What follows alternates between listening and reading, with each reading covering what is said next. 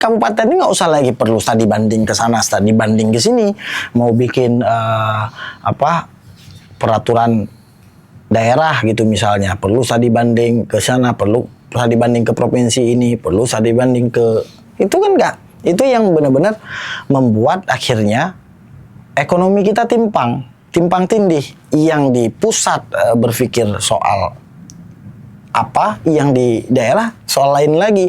Misal kayak gini, ini kan ada program jelas kalau di pusat tuh ada food estate sama ketahanan pangan. Ya udah, sekarang di kabupaten harusnya juga bisa bersinergi. Apa yang bisa dilakukan oleh mereka, oleh pemerintah kabupaten untuk menopang ketahanan pangan ini.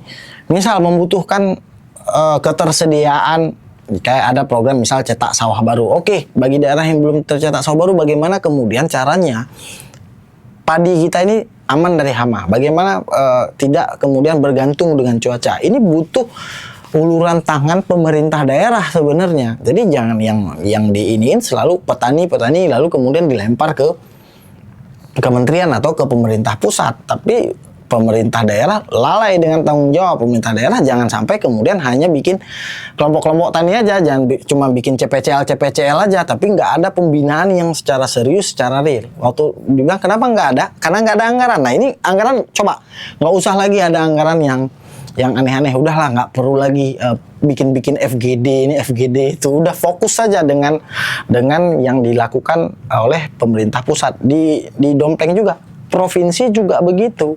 Nah, justru provinsi harus lebih menjadi trigger lagi. Nah, cuman apakah kemudian ini bisa kita lakukan? Ya, semoga kalau udah dikasih contoh kayak gini sama Pak Prabowo, semoga provinsi dan daerah, kemudian desa juga harus mengikuti.